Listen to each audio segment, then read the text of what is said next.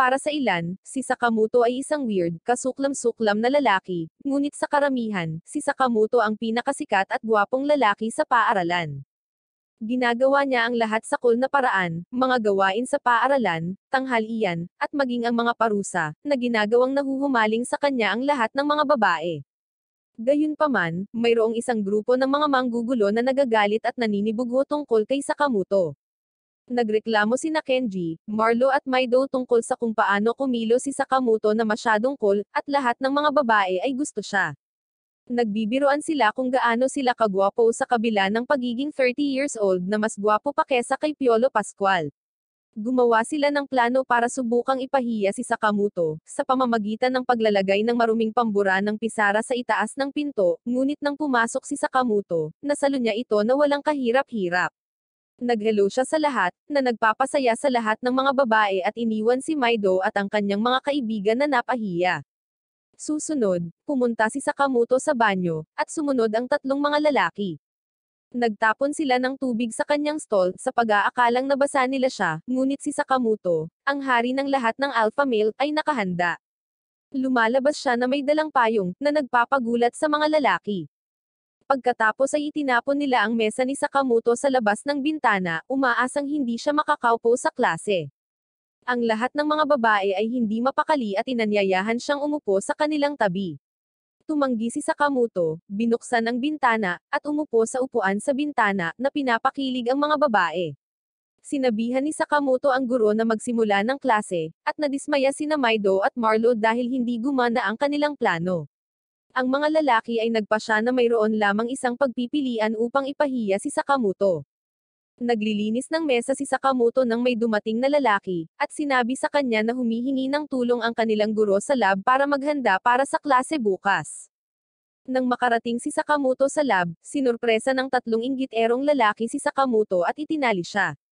Nagsisimula silang mag-usap tungkol sa pananakit sa kanya, tulad ng paggamit ng mga kemikal or pahiyain siya ng todo sa pamamagitan ng pagpapadala ng mga larawan sa lahat ng babae. Gusto pa nga ni Maido ang nakakahiyang ideya sa larawan at nagsimulang kumuha ng litrato, ngunit nasisiyahan ang mga lalaki na sirain ang kanilang mga baga sa loob ng silid, at nagdulot ito ng sunog. Hindi nila ito maalipyala, at sinubukan nilang umalis, ngunit ang pinto ay naharang ng isang nahulog na Wallace. Sinubukan ni Maido na tumawag para sa tulong, ngunit nalobat ang kanyang telepono. Natatakot ang lahat, ngunit naroon si Sakamoto na gumagawa ng ilang sidestepang moves. Iniisip ni Marlo na sinusubukan niyang lumikha ng hangin upang mawala ang apoy. Kinokopya ng tatlong lalaki si Sakamoto para tumulong sa pag-apulin ng apoy. Gayunpaman, ang ingay ay umabot sa staff room sa ibaba. Dumating ang isang guro na nagngangalang Kakuro at nakita silang tumatalon sa apoy. Nalilito siya pero kumuna muna siya ng fire extinguisher para maalis ang apoy. Pagkatapos ay tinanong niya si Sakamoto kung anong uri ng gawain ang kanilang ginagawa. Ipinaliwanag ni Sakamoto na nolock sila sa lab, at aksidenteng nagsimula ang apoy kaya nagpasya siyang gumawa ng ingay para makuha ang atensyon ng isang guro. Tinanong ni Kakuro kung bakit sila naroon, ngunit nagsinungaling si Sakamoto, na sinasabing tinuturuan niya sila kung paano gumamit ng lampara ng alkohol. Pinuri siya ng guro sa pagiging mabuting kaibigan, ngunit hiniling sa kanya na sumulat ng isang tala ng paghingi ng tawad. Ang mga lalaki ay sobrang humanga at nagpasya na tanggapin ang pagkatalo. Maging sina Marlo at Kenji ay nagsabi na ninakaw ni Sakamoto ang puso ni Maido. Hindi nakipagtalo si Maido at inamin lang na cool si Sakamoto, at sumasang-ayon ang iba. Kinabukasan, naglalakad si Sakamoto papuntang paaralan dala ang kanyang payong kasama ng isang ibon. Dahil sa malakas na hangin, medyo naging paligsahan sa kanya at sa ibon kung sino ang mauuna. Dahil sa malakas na hangin, nagsimulang lumipad ang mga bagay sa paligid. Walang kahirap-hirap na iniiwasan ni Sakamoto ang isang bagay na papunta sa kanyang daraanan, ngunit ang ibon ay natapon patungo sa isang puyo ng tubig. Si Sakamoto ay nagmamadaling tumulong, halos madulas sa isang ilog ngunit sa halip ay dumapo sa isang bato. Pagkatapos ay ginamit niya ang kanyang payong para lumipad at iligtas ang ibon, at pagkatapos nun, kapag nakuha na niya ang ibon, biglang huminto ang ulan, at lumipad ang ibon. Nakarating siya sa paaralan sa tamang oras, at napansin niya ang isang lalaking nagngangalang Yujo na nagyayabang sa mga babae. Sinabi niya na siya ay isang baguhang modelo para sa mga magazine, at nag-aalok na bigyan ang mga babae ng mga aralin tungkol sa fashion sa loob ng isang linggo. Magalang na tinanggihan ng mga babae ang kanyang alok. Biglang may pumasok na babae sa kwarto na sumisigaw tungkol sa dyaryo. May ulat pala tungkol sa bagyo, at si Sakamoto ay nasa cover na tila lumilipad habang inililigtas ang ibon. Ito ay nagpapadala sa kanyang mga babaeng kaklase sa C-Club ng pagkahanga. Nang makita ito, galit na galit si Yujan dahil palaging ninanakaw ni Sakamoto ang spotlight at nagpas siyang wakasan ito. Sa buong araw, sumusubok si Yujan ng iba't ibang trick para madaig si Sakamoto sa klase. Sinubukan niyang tanggalin ang upuan ni Sakamoto nang siya ay uupo pagkatapos sagutin ang isang tanong, ngunit umupo si Sakamoto sa isang imaginary na upuan. Sa panahon ng sports, paulit-ulit na nabigo si Yujan na tamaan ng bola si Sakamoto. Pagkatapos ay sinubukan niyang paggamitin si Sakamoto ng sirang water fountain, ngunit nag-backfire ito. Lalo lang nitong ginawang cool si Sakamoto habang bumubuhos ang tubig sa kanya. Pagbalik sa silid-aralan, pinag-iisipan ni Yujan kung paanong ang bawat pagtatangka na lampasan si Sakamoto ay nagpapabuti lamang sa kanya. Pinag-iisipan niya ang kanyang susunod na hakbang nang may isang malaking pukyutan ang lumipad na naging sanhi ng pagkataranta ng mga babae. Nakikita ito ni Yujan bilang kanyang pagkakataong sumikat. Ang mga babae ay tumakbo palabas at ikinulong ang lahat ng mga lalaki sa loob ng klase. Ang mga lalaki ay nagsimulang mag-alis ng kanilang mga damit upang harapin ang isang bubuyog sa silid-aralan kasunod ng payo ng guro. Gayunpaman, nananatiling kalmado si Sakamoto. Nang dama po ang bubuyog sa buhok ni Sakamoto, tinangka ni Yujan na hampasin ito, ngunit ang mabilis na paggalaw ni Sakamoto ay nagre-redirect sa bubuyog upang tumuon kay Yujan. Gumagamit si Sakamoto ng compass upang labanan ang bubuyog. Ito ay isang mahirap na labanan, ngunit ginagamit ni Sakamoto ang compass bilang mga chopstick upang mahuli ang bubuyog at palabasin ito sa labas. Ang hindi inaasahang kakayahan ni Sakamoto sa pagharap ng pukyutan ay nagpahanga sa lahat na ipinahiya si Yujan. Kinabukasan, umakyat si Sakamoto sa isang puno upang bigyan ng pagkain ng isang ibon at nagsabi ng hello, ngunit ang ibon ay wala kahit saan. Pagkatapos ay nakita ni Sakamoto si Yoshino na nagbibigay ng pera sa ilang lalaki. Lumapit si Sakamoto kay Yoshino at nagtanong kung ano ang nangyayari. Sinabi ni Yoshino na wala ito sa pakialam ni Sakamoto, ngunit inamin niyang binabayaran niya ang mga nananakot upang manatiling ligtas dahil natatakot siya sa kanila. Masama ang pakiramdam ni Sakamoto para kay Yoshino at umalis. Nagalit si Yoshino, sinabing dumating lang si Sakamoto para makipag-usap, hindi para tumulong. Sinabi ni Sakamoto na ang pera ni Yoshino ay makakatulong pa rin sa kanya, ngunit napaluhod si Yoshino. Inamin niya na nagsisinungaling siya sa kanyang ina tungkol sa pangangailangan ng pera para sa mga bagay-bagay, at ibinibigay ang lahat ng ito sa mga nananakot na lalaki. Bumalik si Sakamoto at sinabing mayroon siyang ideya na makakatulong, at ito ay upang makakuha ng trabaho sa isang fast food na lugar upang kumita ng pera. Si Micha ay nagpakita sa fast food na lugar, at siya ang namamahala sa pagsasanay sa mga bagong empleyado at inilalagay si Sakamoto sa cash register dahil siya ay gwapo. Si Yoshino naman ay naglilinis at nagrereklamo tungkol dito, na nagsasabing hindi niya gustong magtrabaho. Nag-iisip siya ng higit pang mga dahilan upang makakuha ng pera mula sa kanyang ina, at planong huminto sa trabaho. Ngunit sinabihan siya ni Micha na magtrabaho ng mas mabilis, at siya ay nagreklamo, na nagtataka kung bakit kailangan niyang magtrabaho upang mabayaran ang mga nananakot na lalaki. Biglang naging abala ang kusina, at tumingin si Yoshino sa labas upang makita ang mahabang pila ng mga babae na naghihintay para bumili ng pagkain.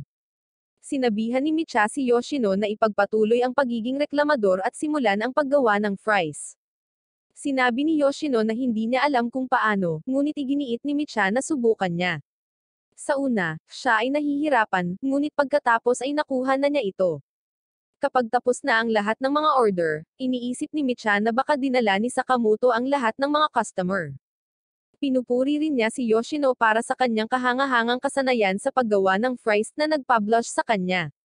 Dahil dito, mas nasasabik si Yoshino na matutunan kung paano gumawa ng iba pang pagkain, at sinakir ng mga lalaki ang kanilang permanenteng trabaho, hanggang sa araw ng sweldo.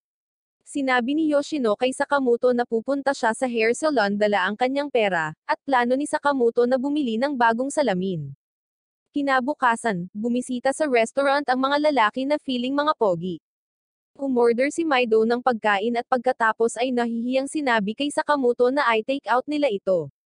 Maya-maya, nagpakita ang mga bully na nang-aabala kay Yoshino. Sinubukan ni Yoshino na magtago, ngunit nakita nila siya at sinimulan siyang pagtawanan. Pumasok si Sakamoto, nagtanong tungkol sa kanilang mga order.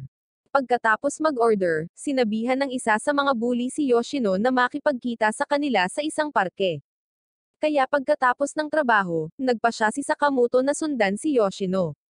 Nakipagkita si Yoshino sa mga bully na humihingi ng pera. Ibibigay na ni Yoshino sa kanila ang kanyang sweldo, nang maalala niya ang sinabi ni Sakamoto tungkol sa pera na hindi palaging magpo-protekta sa kanya. Tumanggi si Yoshino, sinabing pinaghirapan niya ang perang iyon. Nagpagalit ito sa mga lalaki, at sinimulan nila siyang atakihin. Ngunit pinanghahawakan ni Yoshino ang kanyang pera, determinadong protektahan ito. Biglang nagpakita si Sakamoto para tumulong. Una, ginagamit niya ang isang weird na teknik, humihip ng straw sa tainga ng bully, na nagdulot sa kanya na kumilos na parang sira. Pagkatapos ay nag-spray siya ng gum syrup sa mga mata ng isa pang bully. Sinabihan ni Sakamoto si Yoshino na gumawa ng isang bagay, at buong tapang, ginamit ni Yoshino ang kanyang galaw na bun technique para tamaan ang mga lalaki. Pagkatapos ay kumuha siya ng ilang buhangin at ibinato ito sa kanila, dahilan para tumakas ang mga lalaki. Napaluha si Yoshino at nagpasalamat kay Sakamoto sa pagtuturo sa kanya na tumayo para sa kanyang sarili, ngunit hindi siya pinansin ni Sakamoto at umalis dahil kailangan niyang bumalik sa kanyang trabaho. Kinabukasan, nakipag-usap si Sakamoto kay Aira, na sinusubukang makuha ang kanyang atensyon. Si Aira ay karaniwang nakakakuha ng atensyon mula sa mga lalaki at selos mula sa ilang mga babae, ngunit si Sakamoto ay walang pakialam sa kanya at nakatutok sa guro. Ikinagagalit nito ni Aira dahil sa kabila ng lahat ng kanyang kagandahan, si Sakamoto ay walang pakialam sa kanya. Gusto ni Aira na mapansin siya nito. Una, sinubukan niyang lumapit sa kanya at humingi ng tulong sa pag-aaral sa pamamagitan ng pag-upo malapit sa kanya, ngunit hindi siya makalapit sa kanya, kaya umupo siya sa harap niya. Sinubukan niyang maging pamilyar sa kanya at tinanong ang kanyang buong pangalan, ngunit si Tanya, isa sa mga babaeng hindi siya gusto, ay kumamo sa board, at hindi siya narinig ni Aira. Pagkatapos ay sinubukan niyang kopyahin ang mga galaw ni Sakamoto para maging kaibigan niya, ngunit masyado itong mabilis para sa kanya. Nang walang mga pagpipilian, sinubukan siya ni Aira na pagselusan siya. Umalis si Aira, sinabing makikipagkita siya sa ibang mga lalaki, at biglang tumayo si Sakamoto. Sa palagay ni Aira ay nagtagumpay siya, at pipigilan siya nito, ngunit tinitingnan ni Sakamoto ang isang aso sa track field. Galit sa mga nabigong pagtatangka na makuha ang atensyon ni Sakamoto, nagpa siya si Aira na maglaro ng isang laro na katulad ng sa Ouija board. Sina Tanya at Yasmin ay sumasali para inisin si Ana. Nag-aalok si Sakamoto na manood ngunit hindi para maglaro, na lalong nagpagalit kay Aira. Sa panahon ng laro, ang mga babae ay nagtatanong ng mga nakakatawang tanong tungkol sa mga intensyon ni Aira, ngunit mahusay niyang minanipula ang barya sa kanyang pabor. Sa turn ni Aira sa laro, tinanong niya kung sino ang gusto ni Sakamoto. Lahat ng tatlong babae ay sinubukang ilipat ang barya upang baybayin ang kanilang mga pangalan, ngunit hindi nila sinasadyang ihagis ang barya ng laro sa hangin, at ito ay dumapo sa sahig. Ang laro ay may panuntunan na sumusumpa sa kanila kung bibitawan nila ang barya. Lumingon si Aira kay Sakamoto para humingi ng tulong, ngunit nahulog ang barya sa harapan ni Sakamoto, at bigla siyang sinapian ng isang ligaw na espiritu. Nagsimulang kumilos si Sakamoto na parang wala sa sarili, at hiniling ni Aira ang espiritu na umalis. Sinasabi ng espiritu na ito ay aalis lamang kung ang mga babae ay gagawa ng isang 6 na talampakang taas na sagradong orko sa loob ng 20 minuto, or kung hindi, dadalhin nito ang katawan ni Sakamoto sa mga bundok. Ang mga babae ay nagmamadaling gumawa ng orko gamit ang mga mesa bago maubos ang oras, at hiniling nila si Aira na tumulong. Sinabi niya na hindi, sinasabing hindi siya kailanman nagbubuhat ng mas mabigat pa kaysa sa isang upuan. Pinagalitan siya ni Yasmin, sinabing ang pagtanggi ay nangangahulugan na okay lang sa kanya na kunin si Sakamoto ng masamang espiritu. Pinagpatong-patong ni Tanya at Yasmin ang mga mesa, ang isa ay muntik nang mahulog kay Yasmin, ngunit iniligtas siya ni Aira, na sinasabing tumutulong lamang siya para sa kapakanan ni Sakamoto. Magkasama, tinatapos ng mga babae ang pagsasalansan ng mga mesa para gawin ang arko. Kalaunan, ginagamit ng espiritu ang mga mesa para pumunta sa summit. Biglang nagising si Sakamoto na nalilito kung paano siya napunta doon. Nagpapasalamat si Aira na okay siya, at napagtanto ni Yasmin at Tanako na si Aira ay hindi kasing sama ng kanilang iniisip. Lahat sila ay sabay na naglalakad pauwi, ngunit pagkatapos ay ipinahayag ni Sakamoto na ang lahat ay ang kanyang plano upang tulungan ang mga babae na maging magkaibigan. Ginagamit niya ang kanyang posisyon sa pag-reset ng lihim na paglipat upang maibalik ang lahat sa ayos. Pagkalipas ng ilang araw, nalaman namin na si Sakamoto ang naging errand boy ng mga second-year bully. Ipinaliwanag ni Mikoy kay Shinro, ang pinuno ng grupo, kung gaano kahanga-hanga si Sakamoto. Narinig ni Sakamoto ang whistle call ni Mikoy at pumasok siya sa silid-aralan na may dalang wallet na naghahain ng mga pananghalian sa cool na paraan na nagpapamangha sa mga seniors. Pagkatapos nito, nakipagkita si Sakamoto kay Yoshino, na nagtataka kung bakit siya gumagawa ng mga gawain para kay Mikoy. Sinabi ni Sakamoto na ito ay dapat na bumuo ng kanyang karakter. Sinabi ni Yoshino kay Sakamoto na sinasamantala nila siya, tinatrato siya bilang isang kagamitan. Gayunpaman, naniniwala si Sakamoto sa paggalang sa kanyang mga seniors kahit na ito ay isang taong pagkakaiba lamang. Si Yoshino ay hindi lubos na sumang-ayon, ngunit ang sipol ni Mikoy ay sumabad sa kanila, na tinawag si Sakamoto. Nang makarating si Sakamoto kay Mikoy, humingi siya ng inumin. Nakaistilong pumunta si Sakamoto sa vending machine at kumuha ng paboritong inumin ni Mikoy. Gusto rin ito ng iba pang mga seniors, at masayang kinukuha ito ni Sakamoto para sa kanila. Kaya patuloy na humihingi si Mikoy kay Sakamoto ng higit pang mga bagay. Una, gusto niyang hiramin ang uniforme ng gym ni Sakamoto dahil nakalimutan niya ang sarili niyang gamit, ngunit sa halip, ginawan siya ng bago ni Sakamoto, na ginagawang si Mikoy ang magningning sa field. Humihingi pa ng pabor si Mikoy, gaya ng pagpapakinis ng sapatos, pagdalo sa mga masahe, pag-ahit ng balbas, at pagputol ng kuko, ngunit nagsimulang sabihin ni Shinro na siya ay nagiging tamad at masyadong umaasa kay Sakamoto. Ngunit ipinagtanggol ni Mikoy ang kanyang sarili, na sinasabing lahat ito ay bahagi ng pagtulong sa pagunlad ni Sakamoto.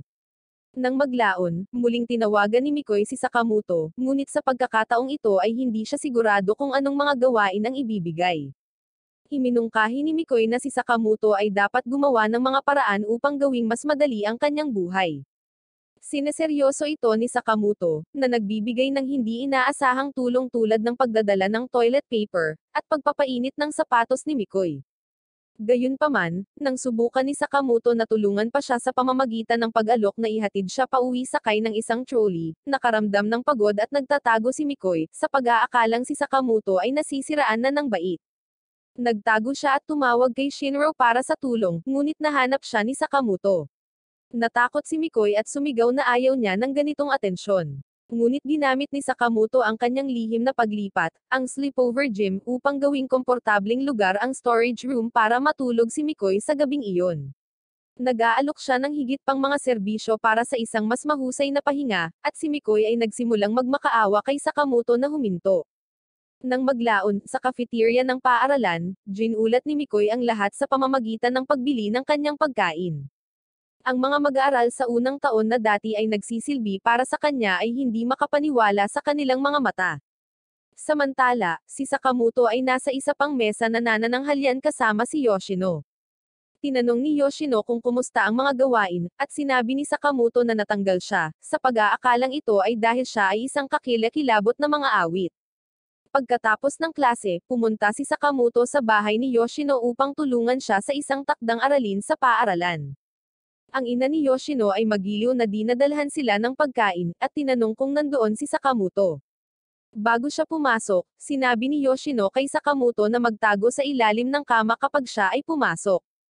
Hindi niya nakita si Sakamoto at umalis, at pinagalitan si Yoshino na imbitahan muli si Sakamoto. Ipinaliwanag ni Yoshino na ang kanyang ina ay umibig kay Sakamoto 2 linggo na ang nakakaraan, at mukhang kakaiba ang nararamdaman nito para sa kanya.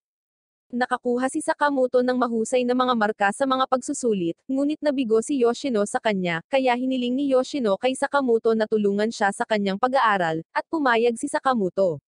Dinala ni Yoshino si Sakamoto sa kanyang bahay, at nang makita ng kanyang ina si Sakamoto, nahulog siya sa kanya at sinimulang habulin siya. Kaya napagpasyahan nilang magtago si Sakamoto sa tuwing darating siya. Sa kasalukuyan, tinuturuan pa rin ni Sakamoto si Yoshino at gusto siyang turuan ng chemistry. Napagtanto ni Yoshino na nakalimutan niya ang kanyang libro sa paaralan at nagmamadaling kunin ito, at binibigyan si Sakamoto ng cellphone kung sakaling may emergency dahil walang cellphone si Sakamoto. Nang maglaon, nalaman ng ina ni Yoshino na si Sakamoto ay nasa bahay at nagsimulang hanapin siya kung saan-saan. Ginagamit ni Sakamoto ang kanyang matalinong kakayahan sa pagtatago, at pinipili ang pinaka-curious at sikretong mga lugar sa bahay. Nang malapit nang sumuko ang ina, tinawagan ni Yoshino si Sakamoto mula sa kanyang cellphone, na ibinuko ang kanyang pinagtataguan. Nagmamadaling hinanap siya ng babae, ngunit nakatakas si Sakamoto. Sinusundan niya ang mga yapak nito sa labas hanggang sa balkonahe, kung saan nilinlang ni Sakamoto ang ina ni Yoshino na isipin na umalis siya gamit ang lubad na damit. Ang ina ni Yoshino ay sumuko, at nanood ng isang pelikula kung saan ang aktor ay kahawig ni Sakamoto. Si Sakamoto, na naramdaman ang emosyon ng ina, ay gumawa ng isang plano at naghihintay na matapos ang pelikula. Pagkatapos ay ipinakita niya ang kanyang sarili, na nag-udyok ng isa pang paghabol. Gayunpaman, nai-record ni Sakamoto ang kanyang sarili ng mas maaga. Inihagis niya ang CD sa player at tumalon sa likod ng TV, pinapaniwala siyang bahagi siya ng isang palabas sa TV at hindi mahawakan, at matagumpay siyang niloko. Nagpaalam siya at hiniling na alagaan niya ang kanyang anak. Sa sandaling iyon, isang nag-aalalang Yoshino ang pumasok, nakita ang kanyang ina na lumuluha, at comfort siya. Mula noong araw na iyon, tinulungan na lamang ni Sakamoto si Yoshino sa silid-aklatan. Samantala, patuloy na inaasam ng ina si Sakamoto sa kanyang buhay, namumuhay sa isang mapait na kwento ng pag-ibig. Magsisimula ang isang bagong araw, at ang guro ng gym, si Kakuro, ay nakatayo sa may gate ng paaralan. Siya ay nagsasabi sa lahat ng mga estudyante na magmadali sa loob bilang ang bell ay tumunog na. Kapag tumunog na ang bell, sinimulan niyang isara ang mga gate ng napakabilis. Sinusubukan niyang i-trap si Sakamoto para mahuli siya sa klase, dahil palaging pumapasok si Sakamoto sa huling segundo. Nagpakita si Sakamoto na may dalang poste na kawayan, at nag-alala si Kakuro na baka tumalon siya sa gate gamit ang poste. Sinubukan siyang pigilan ni Kakuro, ngunit nilinlang ni Sakamoto ang guro sa pamamagitan ng pag-abandone sa poste at nakalusot sa bahagyang nakabukas na gate nang hindi nahuhuli. Tulad ng isang tunay na alpha male, sinabi pa ni Sakamoto na pinalamutian niya ng kawayan ang pasukan dahil mukhang masyadong boring ito. Nagalit at na-stress si Kakuro sa mga huling minutong pagpapakita ni Sakamoto, at nagpas siyang bantayan siya para sa mga paglabag sa panuntunan.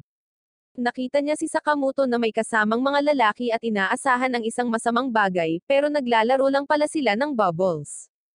Pagkatapos ay nahuli ni Kakuro si Sakamoto na tila naglalaro ng mga wallis, ngunit ipinakita ng isang kaklase na malikhain niyang nililinis ang alikabok sa kisame. Pagkatapos ay random na nagpa siya si Kakuro na pag-alitan si Sakamoto sa kanyang susunod na klase. Si Kakuro ay nagsimulang magturo tungkol sa personal na edukasyon, ngunit siya ay sobrang kinakabahan dahil lahat ay kumikilos ng maayos. Si Sakamoto, gayunpaman, ay kumakain sa klase na ito, na tila ito ay katuwaan lamang. Naghihintay si Kakuro ng tamang oras para matikman ni Sakamoto ang pagkain, para sa wakas ay mabigyan niya ito ng parusa. Nang kumagit si Sakamoto ng kanin, pinagalitan siya ni Kakuro at pinalabas siya sa hallway para parusahan siya. Ngunit si Sakamoto ay kumuha ng kaunting kanin bago siya umalis. Kahit na maganda ang pakiramdam ni Kakuro tungkol dito, gusto niyang tiyakin na iniisip ni Sakamoto ang kanyang pag-uugali. Nang tingnan niya siya sa labas, nakita niya si Sakamoto na nagpapakain ng ibon na may sakit ng bigas. Lumalabas, ginawa ni Sakamoto ang ganang bagay kanina para lang matulungan niya ang ibon. Bumalik si Kakuro sa klase na maluha-luha, dahil hinayaan ni Sakamoto ang kanyang sarili na magkaroon ng parusa para lang pakainin ang isang kawawang munting ibon.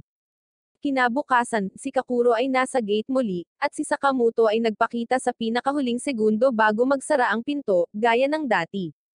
Nagpa siya si Kakuro na maghintay, ngunit ginawa ni Sakamoto ang nakatutuwang bagay na ito sa ilalim niya sa halip na pumasok lamang. Nainis dito si Kakuro, at sinigawan niya si Sakamoto na huminto sa pag-slide at pumasok sa klase. Ang susunod ay ang art class, at nais ng guro na ang mga mag-aaral ay magkapares at gumuhit ng mukha ng isa't isa. Gusto talaga ng lahat ng babae na maging kapareha ni Sakamoto, ngunit nauna si Aira at tinanong siya. Sinabi niya na oo, at ang lahat ng mga babae ay nagtitipon upang gumuhit sana kasama si Sakamoto.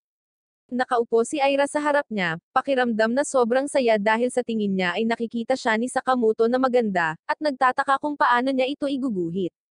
Sinabi sa kanya ni Sakamoto na tapos na siya, ngunit kapag nakita niya ang pagguhit, medyo nalungkot siya. Sa tingin niya ay nakikita siya nito bilang isang ligaw na orangutan, kawawang ana. Pero guess what, maling paraan lang pala ang tingin niya sa drawing. Ipinakita sa kanya ng kanyang mga kaibigan na iginuhit siya ni Sakamoto na parang anghel. Ngayon ay sobrang saya ni Ana, at niyakap ng mahigpit ang drawing. Gusto ng lahat ng mga babae na iguhit din sila ni Sakamoto, at talagang cool siya dito. Sa susunod na bahagi, tumunog ang alarma ng sunog, at may ulat ng sunog sa klase ng chemistry. Si Sakamoto, sa kanyang mapagkakatiwalaang sipol, ay gumagabay sa kanyang mga kaklase upang makalabas ng gusali. Sa bakuran ng paaralan, nagbibilang sila ng estudyante at napagtanto na nawawala si Maido, marahil ay natigil sa banyo.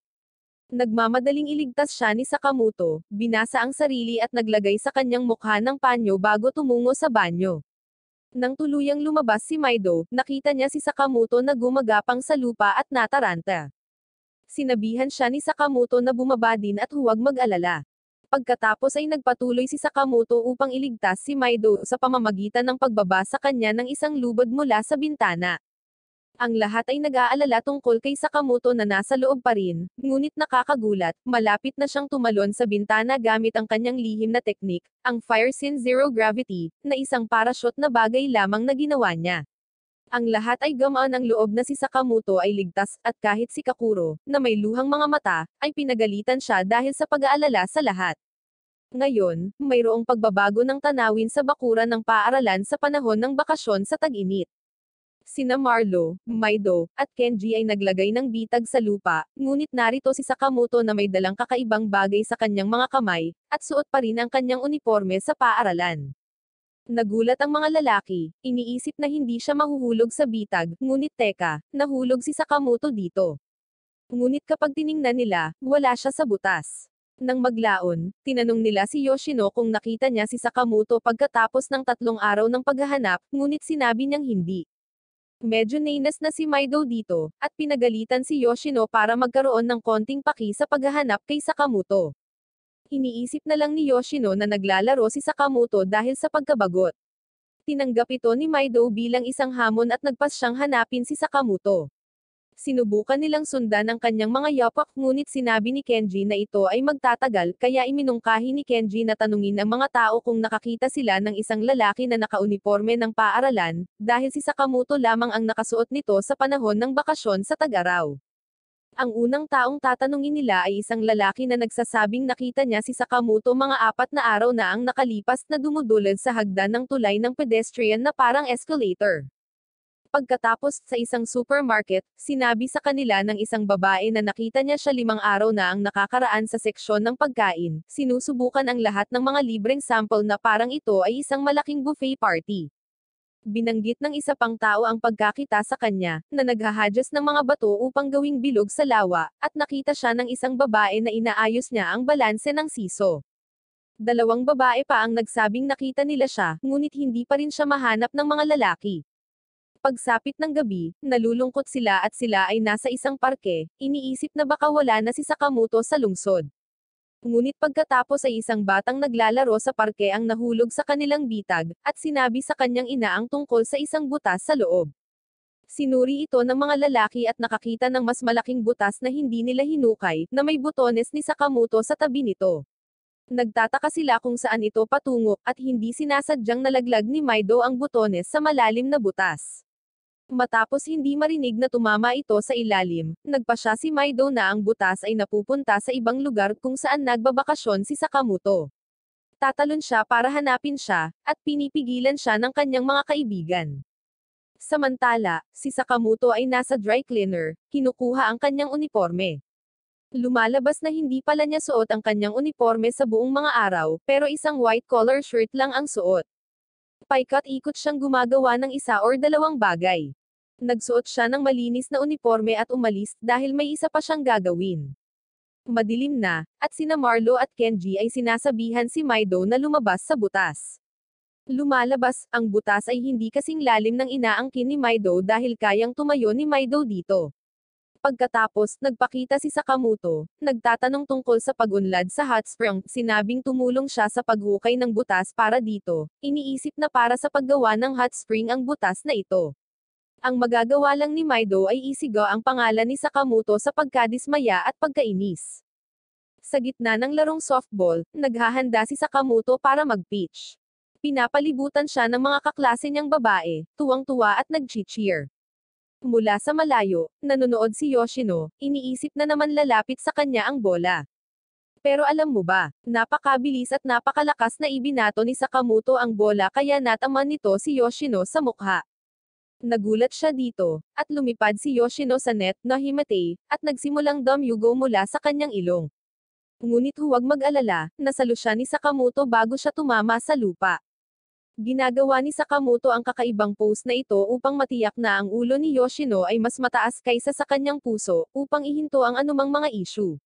Ngunit hindi maalis ang pagdurugo ng ilong niya, kaya pinunit ni Sakamoto ang isang piraso ng kanyang kamiseta upang subukang pigilan ito, at gumawa ng pansamantalang bendahe. Tuwang-tuwa ang mga babae sa grupo dahil pinunit niya ang kanyang kamiseta, at parang kasing macho niya si Piolo Pascual. Sa susunod na bahagi, dalawang senior na estudyante, sina Shinro at Mikoy, kasama ang kanilang mga errand boys, ay naglalakad sa mga bulwagan ng paaralan. Ang mga errand boys, isang pares ng mga first years, ay iniisip na si Shinro ay sobrang cool sa kanyang kahangahangang hairstyle. Nakita nila ang lahat ng mga babae na nagtipon at inakala na dumating si Papa P sa kanilang eskwelahan, ngunit hindi, ang mga babae ay naghihintay para kay Sakamoto, tinatrato siya bilang isang rockstar at humihingi ng kanyang autograph sa kanilang mga tracksuit. Si Shinro ay nagtataka kung si Sakamoto ang dating errand boy mula kay Mikoy. Pagtingin niya, nakita niyang nawala sa isip si Mikoy sa karanasan niya kay Sakamoto, at nasusuka pa. Tinanong ni Shinro kung ano ang nangyari, ngunit patuloy na sinasabi ni Mikoy na mapanganib si Sakamoto. Si Shinro ay nalilito, at ang iba pang mga errand boys ay nagsisikap na magpaliwanag, ngunit pinigilan sila ni Mikoy, binabalaan sila na huwag pag-usapan ang tungkol kay Sakamoto, at sinabing magsisisi sila kapag lumapit sila sa kanya. Kaya nagpa siya si Shinro na alamin kung bakit iniisip ng lahat na malaking banta si Sakamoto. Mamaya sa klase nila, si Sakamoto ay nakikipag-hangout kasama si Yoshino, na gusto ng payo sa kanyang hairstyle. Iminumungkahi ni Sakamoto ang isa, ngunit gusto ni Yoshino na maging ka-hairstyle si Piolo. Pagkatapos ay nagpakita si Yujin na may biro, at nagmumungkahi ng buzz cut para kay Yoshino. Biglang natahimik ang buong klase nang biglang buksan ni Shinro ang pinto at tinungo ang upuan ni Sakamoto. Sarkastikong hiniling niya na hiramin ang mukha ni Sakamoto, hindi naiintindihan ang biro.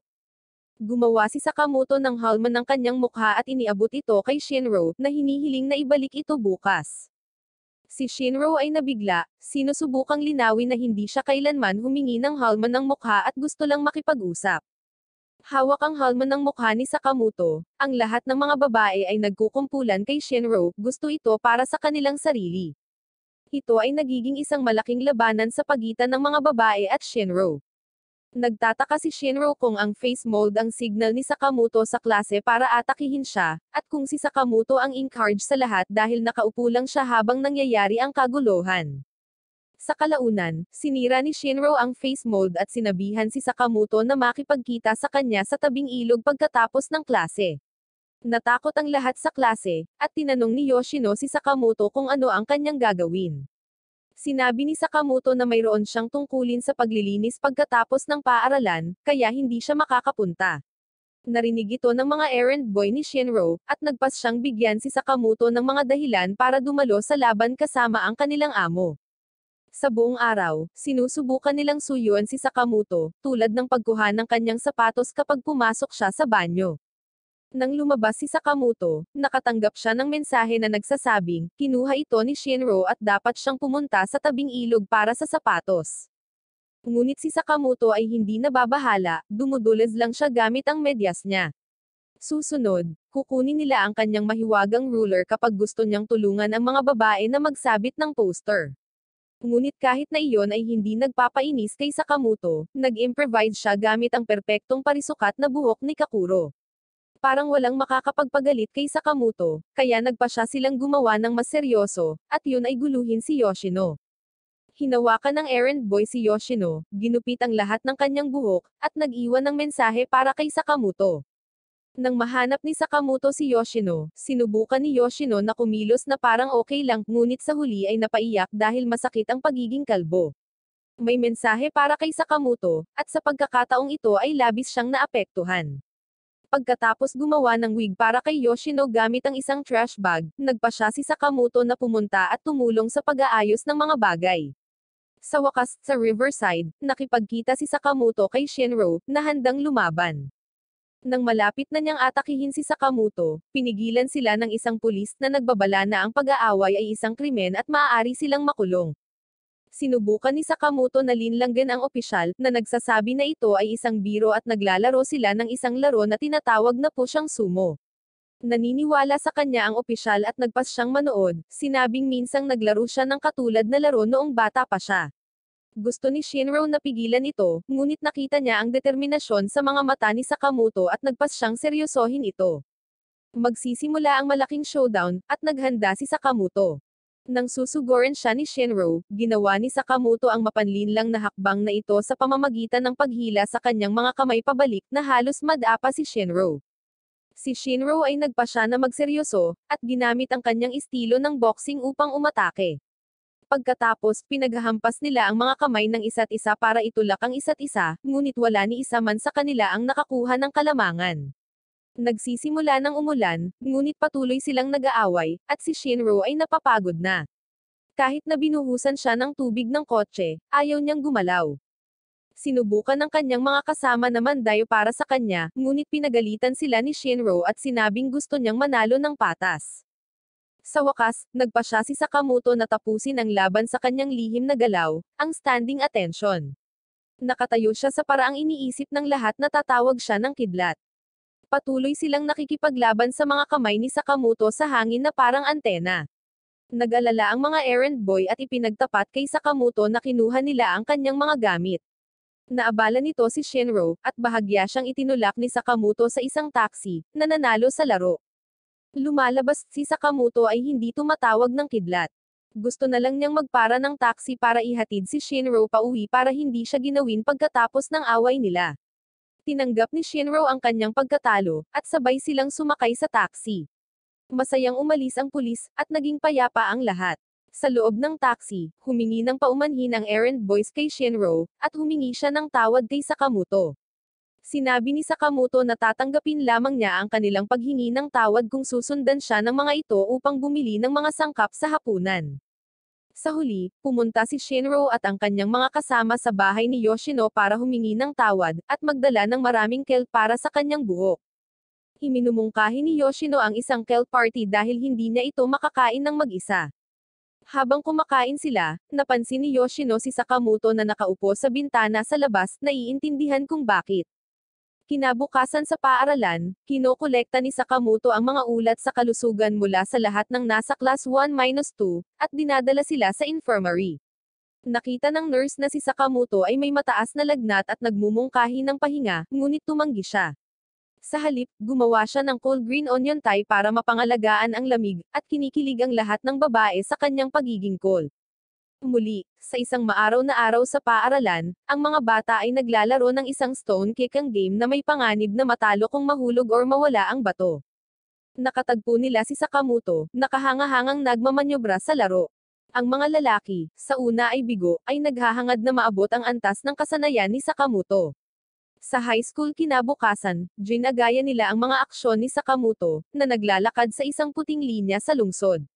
Nagpapakita si Sakamoto ng mga natatanging kasanayan, at nakatagpo ang mga bata ng isang lalaki na walang kahirap-hirap na tinalunan ni Sakamoto. Sinusundan nila ang pangunguna ni Sakamoto, naglalakad sa paligid ng lungsod hanggang sa makarating sila sa dulo ng linya. Niregalo ni Sakamoto sa pinunong bata ang isang rolyo ng puting papel, na nagpapakita ng isang bagong landas kapag nabuksan. Pagsapit ng gabi, narating ng mga lalaki ang huling tagpuan, isang lokal na supermarket kung saan nagbubunyag si Sakamoto ng buffet party. Nagmamadaling umuwi ang pinunong bata nang makita ang kanyang ina, ngunit hindi bago humingi ng autograph kay Sakamoto. Ngayon, nakilala namin si Megan, ang Class 1-2 representative. Gustong-gusto niyang gugulin ang kanyang oras sa pagkuha ng mga lihim na larawan ni Sakamoto, dahil naniniwala siyang mula sa iba't ibang mundo ang mga ito. Si Megan ay may lihim na pag-ibig sa kanya, at ang pagkakaroon lamang ng mga larawan sa kanya ay sapat na pero may kakaibang nangyayari. Kapag tinitingnan niya ang mga larawan, nakikita niya ang isang multo na babae sa background ng bawat larawan, at ito ay bumabagabag sa kanya sa buong araw. Nagpa siya si Megan na sabihin kay Sakamoto bago mangyari ang isang masamang bagay. Pagkatapos ng klase, kakausapin niya ito ngunit natatakot. Kung sasabihin niya kay Sakamoto ang tungkol sa multo, dapat din niyang ipakita sa kanya ang mga larawang kinukunan niya. Matagal bago magdesisyon si Megan, sa takot na baka kamuhian siya ni Sakamoto kapag nalaman niya ito. Siya ay nananatiling tahimik, at si Sakamoto ay umalis ng madali para sa isang bagay na kailangan niyang gawin. Biglang, nakita ni Megan ang isang gulong na balde ng mop na papunta sa kanya. Bago niya siya bigyan ng babala, tumalon si Sakamoto dito at ginamit ito para gumalaw.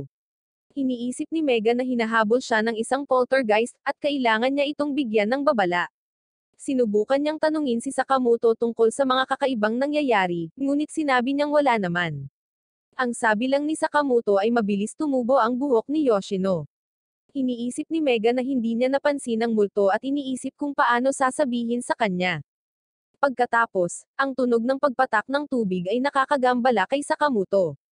Pinuntahan niya ito upang ayusin ito at nakita niyang nakabara ang buhok sa gripo, na tinatakot si Megan. Inalis ni Sakamoto ang buhok at nagmamadaling lumabas. Sinundan siya ni Megan para tingnan kung ano ang gagawin niya sa buhok. Nalaman niyang ginagamit niya ito para gumawa ng mga extension para kay Yoshino. Ang buhok ay umindayog, ngunit iniwasan ito ni Sakamoto, sa pag-aakalang gumagalaw si Yoshino. Napagtanto ni Megan na hindi nakikita ni Sakamoto ang panganib sa kanyang harapan. Nagpa siya si Megan na kausapin si Yoshino, na nagpapatunay na may mga kakaibang bagay na nangyayari sa paligid ni Sakamoto. Ang kanyang ideya ng isang espiritu na sumusunod sa kanya ay maaaring ang dahilan.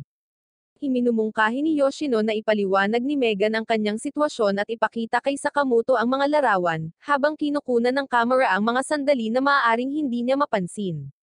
Kahit na nag-aalangan, pinag-iisipan ni Megan ang payo ni Yoshino. Habang nag-iisip, kinukunan ni Megan ang sandali ng paglalaro ni Sakamoto kasama ang mga kaklase as kanyang kamera. Gayunpaman, nasira ang kanyang pag-asa nang nagpakita si Ira, na nag-aalok ng dessert kay Sakamoto. Dahil hindi nakialam, napagtanto ni Megan ang katotohanan sa mungkahi ni Yoshino na siya at ang multo ay maaaring may isang bagay na magkatulad, na sumisimbolo sa kanyang hindi napapansing presensya sa mundo ni Sakamoto. Pinatunayan nito ang punto ni Yoshino. Sa pagsuri sa mga larawan, natuklasan ni Megan na nagbabago ang bibig ng espiritu na parang sinusubukan nitong sabihin kay Sakamoto ang isang bagay. Sa pagmamadali, ini-print niya ang mga larawan upang ipakita sa kanya.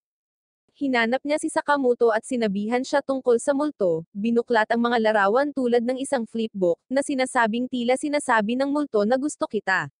Gayunpaman, biglang napagtanto ni Megan na maaaring mukhang ipinagtatapat niya ang kanyang pagmamahal sa isang kitakot-takot na paraan. Pinipilit niyang ipaliwanag na hindi siya kakaiba at gusto lang siyang kausapin ng multo.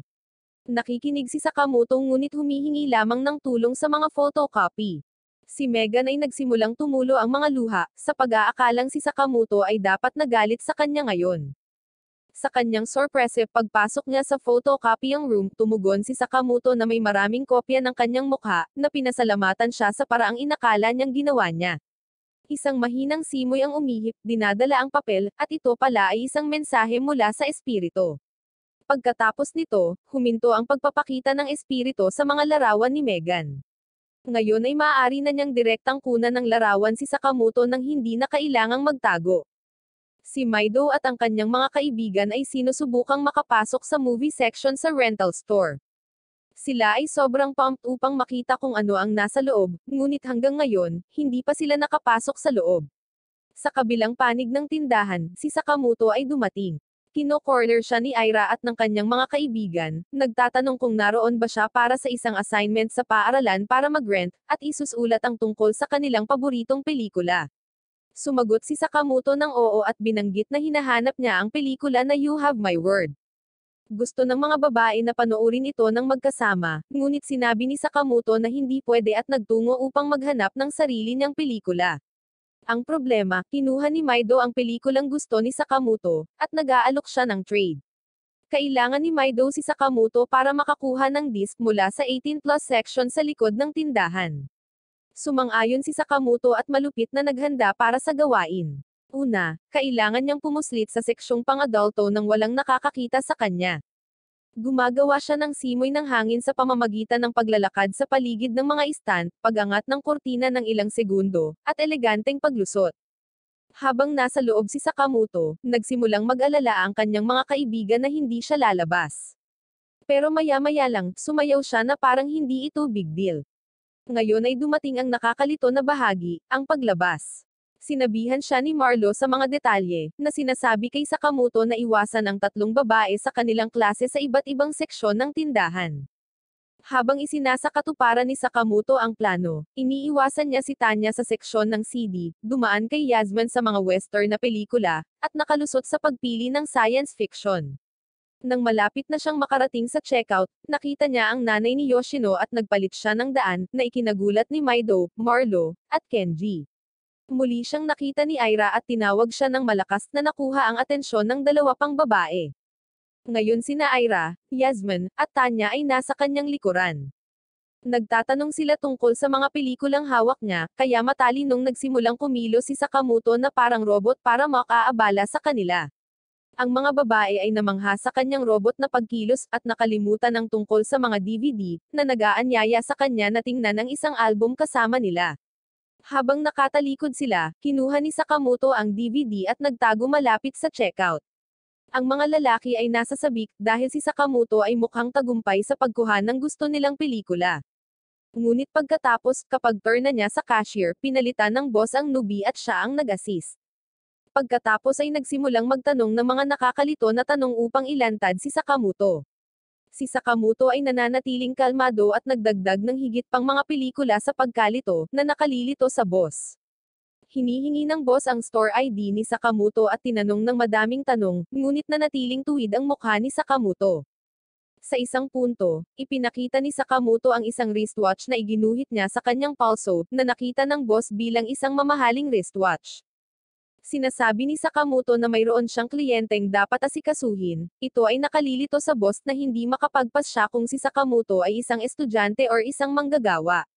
Sa huli, hinayaan ng boss si Sakamoto na magrente ng pelikula, at ang mga lalaki ay nagagalak sa kanyang ginawa. Nang maglaon, ipinagpalit ni Sakamoto at Maido ang kanilang mga pelikula, at inanyayahan ni Maido si Sakamoto na manood ng pang-adultong pelikula sa kanyang lugar. Ngunit tumanggi si Sakamoto at sinabing may gagawin pa siya. Dahil sa kanyang pagtanggi, muling pinag-isipan ng mga lalaki ang kanilang plano, at nagpasya silang ibalik ang lahat ng mga pelikula. Ngayon pabalik sa paaralan, ang preparatory sports event ay nangyayari. Ang mga lalaki sa klase ay tiwala na mananalo sila, umaasa sa mga kakayahan ni Sakamoto. Gayunpaman, ginagambala ni Yujan ang kanilang kumpiyansa, na itinuturo na ang mga kaganapang ito ay isang pagkakataon upang mapabilib ang mga babae mula sa ibang mga klase at mas matataas na grado. Tinatanong niya kung gusto nilang laging mamuhay sa anino ni Sakamoto. Aminado ang mga lalaki na hindi nila individual na matatalo si Sakamoto sa anumang sport. Iminumungkahi ni Yujan ang isang plano, magsanib puwersa para mawala si Sakamoto at tawagin itong class revolution. Ang unang kaganapan ay isang karera sa pagkain ng tinapay, at sinubukan ng mga lalaki na guluhin ang tinapay ni Sakamoto. Itinali nila ito ng mahigpit para hindi niya madaling kunin ang kanyang bibig. Nagsisimula ang karera, at si Sakamoto ang nangunguna, ngunit natigil siya sa pagsisikap na ibaba ang tinapay. Sa sorpresa ng lahat, ginamit niya ang spin roll, isang galaw na sinasabi ng kanilang guro na nakita niya na ginawa ng buwaya sa Amazon. Nakuha ni Sakamoto ang tinapay at nakakuha ng kalamangan at pabalik na sa finish line. Gayunpaman, nakikita niya ang iba pang mga kalahok na nahihirapan, kaya bumalik siya upang tumulong. Ibinahagi ni Sakamoto ang kalahati ng kanyang tinapay, na hinahangaan ng lahat, maging ang mga ina na nagnanais na siya ang kanilang manugang. Sa panonood nito, hindi masaya si Yujin. Ngayon ay oras na para sa gymnastics ng grupo ng mga lalaki, at determinado si Yujin na guluhin ang pagganap ni Sakamoto. Ang mga lalaki ay nagsasagawa ng akrobatikong gawain kung saan si Sakamoto ay kailangang umakyat sa tuktok, habang ang iba pang mga lalaki ay bumubuo ng mga hakbang. Ngunit plano nilang subukang itapon ang kanilang balanse. Sa sorpresa ng lahat, nananatiling perpekto ang balanse si Sakamoto. Nagtatapos sila sa pagbuo ng isang human tower na kamukha ng linang Tower of Pisa, na nakakuha ng atensyon ng mga babae at nagpapakilig sa kanila, na labis na ikinadismaya ni Yujin. Ang susunod ay ang relay race, at nang maabutan ng baton si Sakamoto, nagsimula siyang tumakbo ngunit biglang natambod dahil sinasadyang itinali ni Yujin ang kanyang mga sintas ng sapatos. Mabilis na inayos ni Sakamoto ang kanyang running stance, nag-sprint na parang cheetah, at nangunguna gamit ang baton sa kanyang bibig. Gayunpaman, nang iabot niya ang baton sa kanyang teammate na si Yasmin, dumulas ito dahil sa drool ni Sakamoto, na naging dahilan upang mahuli sila. Ang lahat ng mga kaklase ay nagsimulang magsalita ng masama tungkol sa kanya. Pakiramdam ni Yasmin ay responsable siya at patuloy na tumatakbo sa kabila ng pagiging huli. Nagpa siya si Yujin na sumuko sa karera, ngunit nang makita niya si Yasmin na umiiyak at determinado, nagtagumpay na makahabol at ibigay ang baton kay Yujin. Sa pagsisikap na alisin ang sisi kay Yasmin, si Yujin ay nagtatapos sa pagpapakita ng kanyang tiyan sa lahat habang siya ay tumatakbo ng mabagal at tumatawa. Sa pahinga ng tanghalian, humingi ng paumanhin si Yasmin sa mga babae sa pagbagsak ng baton, ngunit hindi nila siya sinisisi. Sa halip, pinapuna nila si Yujin sa paghuhubad sa track at tinawag siyang kahihiyan sa klase. Mag-isang nakaupo si Yujin sa ilalim ng puno at kumakain ng tanghalian, nahaharap sa mga insulto para sa kanyang mga aksyon. Tinanong niya si Sakamoto, na nasa itaas ng puno kung naroon din ba siya para insultuhan siya. Nakapagtataka, sinabi ni Sakamoto na siya ay isang bayani bago umalis. Habang naglalakad si Yasmin kay Yujin, huminto siya para sabihing mas cool siya kaysa sa inaakala niya, na nagpapasigla sa kanyang kalooban. Sa panahon ng paghahanda sa festival, ang mga mag-aaral sa ikalawang taon ay nagtitipon sa isang hagdanin. Pinahanga ni Shinro ang lahat sa pamamagitan ng paggawa ng cotton candy machine mula sa scrap metal, na gumagawa ng pinakamalambot na cotton candy. Kinwestiyon ni Mikoy ang kanilang food stall pero hinihikayat ni Shinro na magalak sa pagiging kakaiba.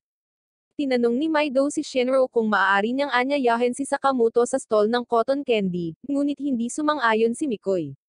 Sinabi ni Shinro na oo dahil gusto niya ng kalayaan na pumili ng kanyang mga kaibigan, kabilang ang pagiging interesado kay Sakamoto. Out of nowhere, nagpakita ang isa pang estudyanteng nagngangalang Fukuoda. Agresibong idiniin ang ulo ni Shinro sa cotton machine, at nagtanong tungkol sa pagkakakilanlan at klase ni Sakamoto. Sa kabila ng panggigipit, nananatiling tahimik si Shinro, at si Fukuoda ay nasugatan si Shinro. Sumunod, nakikita namin ang mga estudyante mula sa klase na tumatambay lang sa silid-aralan, gumagawa ng iba't ibang aktibidad. Sumabad si Megan, sinabing kailangan nilang gawin ang kanilang makakaya para sa nalalapit na festival. Ang kanilang klase ay gumagawa ng isang kakaibang bagay na balon na hugis alien. Ang dalawang lalaki, sina Moreno at Anjong, ang lumalaban, na nagrereklamo na walang pakialam sa kanilang mga ipinapakita dahil ang lahat ay nakatuon sa mga display mula sa ibang mga klase at sa ikatlong taon. Hinihikayat sila ni Megan na ibigay ang kanilang makakaya, at maaari silang makaakit ng mas maraming bisita. Gayunpaman, ang mga uncooperative boys ay nagsimulang kutsain at sirain ang kanilang trabaho. Nagpakita si Sakamoto at tinakpan ng kurtina ang estatwa ng lobo, na gumagawa ng anino na parang yeti mula sa mga lobo. Dahil dito, nasasabik ang lahat na magpatuloy, ngunit napagtanto nila na wala silang sapat na mga lobo dahil karamihan sa mga ito ay lumutang sa kisame na may helium. Iminumungkahi ni Megan na gamitin ang mga nasa lupa, at sinimulan ng mga babae na kunin ang mga ito, ngunit ang mga lalaki ay tamad lamang. Sumagip muli si Sakamoto, at gumagamit siya ng Wallace para gawing misteryosong bilog ang mga lobo sa kisame. Iminumungkahi ni Megan na gumawa ng mga UFO gamit ang mga lampara at lobo sa silid-aralan. Nagsimulang pagtawanan muli nina Moreno at Anjong ang ideya ng UFO, at pinagtatawanan pa nila si Sakamoto nang maglagay siya ng lobo sa kanyang ulo na parang sombrero. Ngunit ginagamit ni Sakamoto ang kanyang katalinuhan para ipahid ang lobo sa kanyang buhok, na lumilikha ng magarbong UFO na mukhang dinudukot siya nito. Dahil abala ang lahat sa paghahanda, nagpa siya sina Moreno at Anjong, na walang ginagawa, na lumabas ng silid. Pinagalitan sila ni Misa dahil sa pagiging tamad, at umalis sila na galit at malungkot, lumabas para magmuni-muni. Maya-maya, lumapit si Fukuoka sa kanila at sinabing wala silang ginawang mali, at ang mali ay pinipilit ang iba na gawin ang mga bagay na ayaw nilang gawin. Kinabukasan, maagang pumunta sina Megan at Misa sa silid-aralan upang magpatuloy sa pagtatrabaho, sa pag-aakalang malapit na silang matapos. Ngunit pagdating nila, nakita nila na ang lahat ng mga lobo ay pumutok. Pinalungkot nito ang mga babae, at tumakbo ang isa pang babae para ipakita sa kanila ang isang poster na may mukha ni Sakamoto. Lumalabas na ang mga poster na may mukha ni Sakamoto ay nasa buong notice board ng paaralan, na nag-aalok ng reward para sa kanyang pagkakahuli.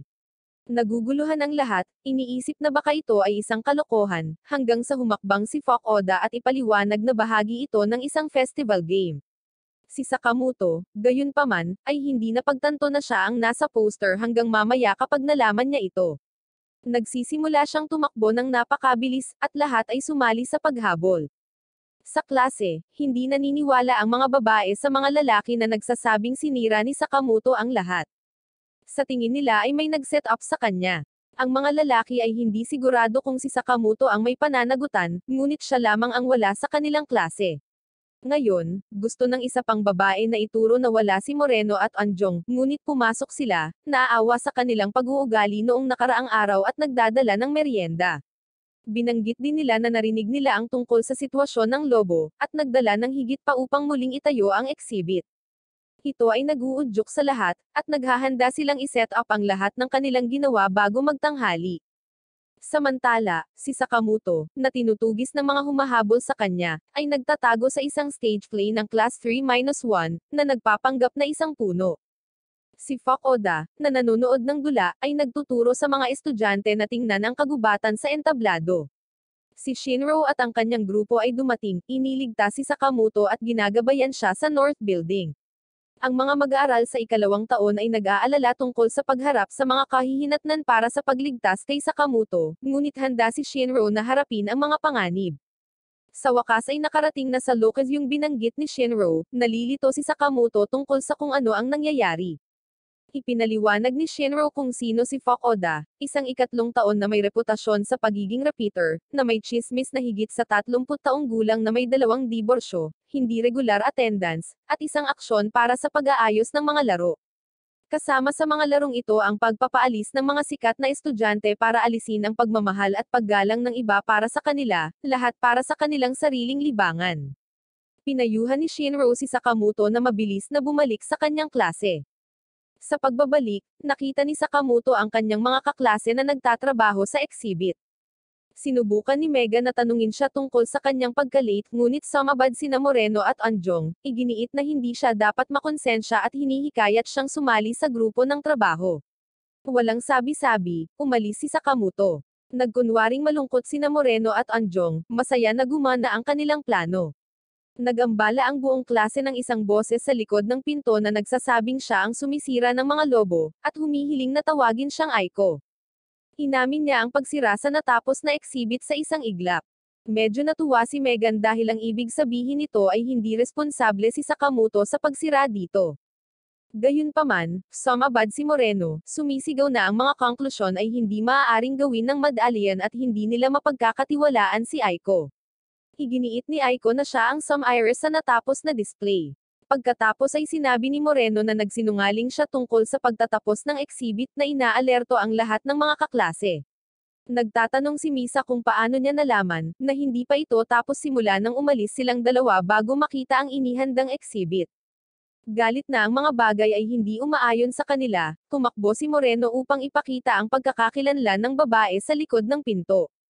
Sa sorpresa ng lahat, natuklasan nilang si Sakamoto ito, na gumamit ng helium sa kanyang boses upang ilantad ang kasinungalingan. Sinimulan silang tanungin ni Misa para umamin. Hinablot ni Moreno ang Yeti balon na handang i-pop ito at ipinagtapat na sinira nila ang mga lobo, na nagbabantang gagawin itong muli. Binibigyang katwiran nila ang kanilang mga aksyon, na sinasabi na sa kabila ng lahat ng trabaho na kanilang ginawa, walang isang tao ang dumating upang makita ang exhibit na isinasaalang-alang ito ay isang pagkabigo. Nakialam si Sakamoto gamit ang isang balon weapon, hinihiling na palayain nila ang Yeti hostage or siya ay aatake. Kinukutya nila siya, na sinasabing hindi siya makakapag-shoot ng balon weapon, ngunit natakot sila kapag nagawa ni Sakamoto na mag-pop ng balon, na sinasabing kusa niyang hindi tinamaan ang kanyang target at hindi na muling magpapalampez. Inaangkin nila na ito ay isang kalokohan, ngunit nagpaputok siya ng dalawa pang lobo, na ginagawang natakot sila. Handang magpaputok pa, tumalon si Moreno para takpan ang display. Sa oras na yun ngumiti si Sakamoto at ipinahayag na walang tunay na pinsala. Si Yoshino ang nagpapaputok ng mga lobo. Ang sikat ng araw ay tumatalbog mula sa salamin ni Yoshino at nagpapaputok ng mga lobo, na lumilikha ng isang nakakatawang twist sa sitwasyon. Sa wakas, humingi ng paumanhin ang mga lalaki at umamin na sinira nila ang mga lobo dahil naramdaman nilang naiiwan sila, at naiinggit sa masaya ang lahat habang nagtutulungan. Nalinlang sila sa mga salita ni Fukuoka, kabilang ang paglikha ng mga wanted na poster ni Sakamoto. Nagpasya silang sumali at makipagtulungan upang tapusin ang pagpapakita ng eksibisyon. Gayunpaman, naubusan na sila ng mga lobo at helium. Kasunod ng ideya ni Sakamoto, nagiging malikhain sila at gumamit ng cotton candy para gumawa ng espesyal na presentasyon, na umaakit ng maraming tao sa kanilang exhibit. Sa Gabian High School, ang malamig na panahon ay nagpanatiling walang laman ang courtyard sa oras ng tanghalian. Tatlong babae ang nagpasya na doon naman ang halian, tinatamasa ang tahimik at magandang tanawin. Sa background, sina Sakamoto at Yoshino ay nakikitungo sa kanilang tanghalian, sinusubukan na huwag may boring ang kanilang mga sarili, at pinaglalaroan pa ni Sakamoto ang kanyang pagkain. Pinapanood sila ni Megan at naalala kung paano niya nakilala si Sakamoto, na pagkatapos ay nagkwento. Nangyari ito noong Pebrero noong nakaraang taon sa panahon ng mga pagsusulit sa pasukan. Nanginginig ang kamay ni Megan sa lamig at nerbiyos. Hindi niya sinasadyang nahulog ang kanyang pambura sa panahon ng pagsusulit, at sinubukan ni Sakamoto na tumulong, halos hawakan ang kanyang kamay habang sinusubukang saluhin ito. Ngunit sinalo niya ito bago ito mahulog, pinainit niya ito gamit ng friction, at ibinalik na nagpainit sa kanyang mga kamay, na nagpapahintulot sa kanya na isulat ang kanyang pagsusulit. Simula noon, pinapanatili ni Megan ang pambura na iyon bilang isang antang-antang sa swerte. Pagkatapos ay ibinahagi ni Misa ang kanyang kwento sa araw ng maulang pasukan ng seremonya. Lahat ay nahirapan sa pagpasok sa paaralan. Nabasag ang paboritong payong ni Misa, at naawa siya kay Sakamoto, na ang payong ay nakalabas din. Ngunit pagkatapos ay ginulat siya ni Sakamoto sa pamamagitan ng ekspertong pagkolekta ng tubig ulan gamit ang binaliktad na payong. Ginawa niyang parang selebrasyon ang tag-ulan, at ngayon ay kasiya siya ang mga tag-ulan para kay Misa. Sa wakas, sinabi ni Kan Aida ang kanyang kwento. Isang araw bago ang seremonya ng pasukan, pumunta siya para kunin ang kanyang mga libro sa cafeteria ngunit nakalimutan niya ang kanyang bag. Dala ang lahat ng kanyang mga libro, nabangga niya si Sakamoto at natapilok. Himala, nasalo ni Sakamoto ang kanyang mga libro na parang isang prinsipe, at wala ni isa sa mga ang nahulog. Simula noon, pakiramdam ni Kan Aida ay dapat niyang pangalagaan ang kanyang mga gamit. Para sa mga babae, ang mga sandaling ito kasama si Sakamoto ay nagiging mga espesyal na alaala, iniisip ng bawat isa na ang kanilang pagtatagpo sa kanya ay ang pinakamahusay. Nang maglaon, dumaan sa kanila sina Yoshino at Sakamoto, at ipinaalala ni Yoshino kay Sakamoto ang araw na nagkakilala sila. Sa una, hindi maalala ni Sakamoto, ngunit tinulungan siya ni Yoshino na maalala ito. Noong araw na iyon, may kakaibang word si Yoshino sa kanyang kamay, at sinusubukan niyang itago ito gamit ang isang band-aid. Ang band-aid ay kumalas, at kinuha ito ni Sakamoto, ibinalik ito sa kanyang daliri na parang isang wedding ring. Ngunit hindi ito naaalala ni Sakamoto, kaya nag-sorry siya. Ang mga babae, pagkatapos marinig ang mga kwento, ay nagpasya na ang enkwentro ni Yoshino ay ang pinaka-romantiko. Sa klase, si Sakamoto ay nagbabasa ng malakas na nakakabighani sa klase, habang si Yoshino ay namamangha sa presensya ni Sakamoto. Kapag si Yoshino na ang magbabasa, siya ay nalilito, at ang guro ay naglalarong nagmumungkahi na maaaring tumitingin siya sa isang taong gusto niya, na nagdudulot ng pagtawa. Nagbabasa si Yoshino habang inaalala ang pagpapalam ni Kobayashi sa kanyang ina na si Shiina tungkol sa kanyang tagumpay sa akademya dahil sa impluwensya ni Sakamoto. Kinabukasan, nagkasakit si Yoshino, at sinabihan siya ng kanyang ina na magpahinga habang ipinapalam niya sa paaralan ang tungkol sa kanya. Gayunpaman, pumapasok si Shiina sa paaralan bilang kapalit niya, na nagpapanggap bilang kanyang anak para mapalapit kay Sakamoto. Sa klase ng pagluluto, pinahanga ni Sakamoto ang lahat, at ginulat ng ina ni Yoshino na nagpapanggap na siya ang lahat sa pamamagitan ng kahusayan sa paggawa ng miso soup, na binanggit na natutunan niya ito sa kanyang ina. Habang tinitikman ni Sakamoto ang ulam, pinupunan niya ang malalim na lasa nito. Nag-aalok siya ng lasa kay Shiina, at pilit na pinipigilan ni Shiina ang kanyang pananabik. Gayunpaman, nang malapit na niyang matikman ang miso na galing mismo kay Sakamoto, ninakaw ni Aira ang plato, at lahat ng mga babae ay naglalaban upang makuha ang miso soup ni Sakamoto. Binigyan ni Shiina si Aira ng maput na tingin, ngunit naaalala niyang kailangan niyang kumilos tulad ng kanyang anak at kontrolin ang kanyang galit. Sa susunod na eksena, kailangan nilang magpalit para sa pisikal na edukasyon at pumunta sila sa kanilang locker room. Sinubukan ni Shiina na labanan ang tukso na tignan ang abs ni Sakamoto, ngunit sa huli ay nagpasya siyang tumakas upang mapanatili ang kanyang composure. Magsisimula ang pay class, at kailangan nilang tumakbo sa paligid ng track. Nagalit si Kakuro nang makitang nagpapamala si Sakamoto, sa pamamagitan ng pagtakbo sa estilo ng teorya ng ebolusyon ni Charles Darwin. Dahil sa kanyang mahusay na bilis hindi siya mapag-alitan ni Kakuro. Gayunpaman, bigla niyang nakita si Yoshino aka Shiina na tumatakbo sa tabi ni Sakamoto, na labis na ikinagulat niya. Si Shiina, na nananabik na hawakan siya, ay sinubukang abutin ngunit nadapa, at nabasag ang kanyang shell necklace. Bumalik si Sakamoto at inalok ang kanyang kamay upang tulungan siya, ngunit tumanggi siya at umalis. Narinig ni Sakamoto ang komento ng kanyang mga kaklase tungkol sa kakaibang pag-uugali ni Yoshino noong araw na iyon. Napansin din niya ang basag na shell, na nagpapataas ng mga hinala sa silid-aralan. Napagtanto ni Shiina na nakikita siya ni Sakamoto bilang kanyang anak, nanghihinayang sa pagkawala ng pagkakataong kumonekta sa kanya. Ang talakayan ni Moreno at Onjong tungkol sa pangangatawan ng mga kaklase ay nagpaalarma sa kanya, nang magpasya silang subukang suriin ang katawan ni Yoshino. Malapit nang sumuko si Shiina, at wala nang makitang paraan ng maingat silang ginulo ni Sakamoto, na iniligtas si Shiina. Sa sobrang lungkot ng mga pangyayari, tinanggap ni Shiina ang kanyang tungkulin bilang isang ina at nagpasyang umuwi para alagaan ang kanyang anak. Panahon na ng Pasko, at dalawang lalaki ang dapat na pumunta sa isang masayang friendly date ngunit hindi nagpakita ang kanilang kaibigan.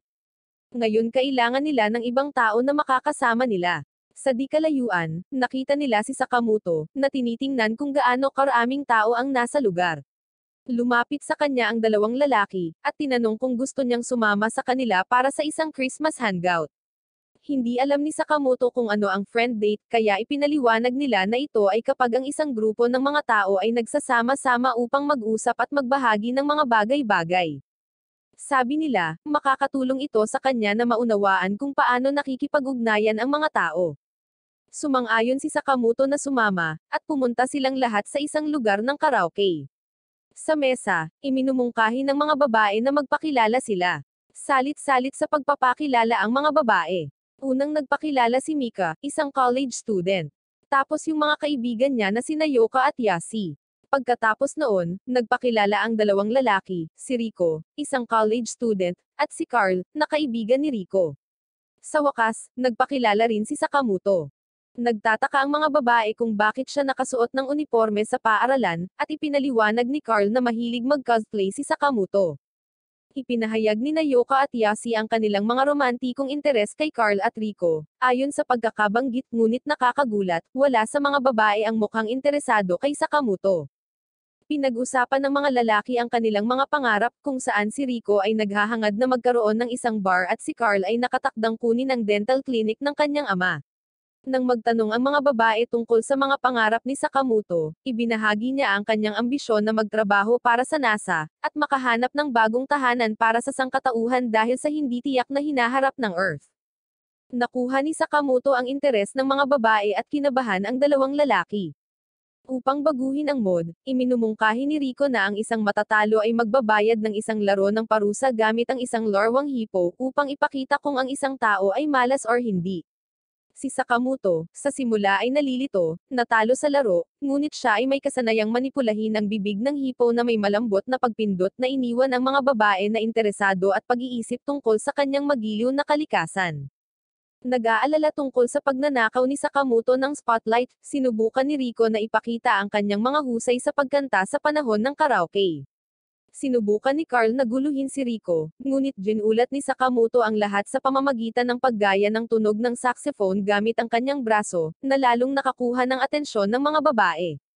Gustong kumanta ng mga babae ngayon, ngunit ninakaw ni Sakamoto ang spotlight sa pamamagitan ng agad na paghahanap ng kanta na gusto nila. Sa pakiramdam na naiwan, sina Carl at Rico ay nagsama laban kay Sakamoto. Nag-order sila ng mga inumin para sa lahat, kasama si Sakamoto, kung saan nag-order sila ng 100% cola para sa kanya.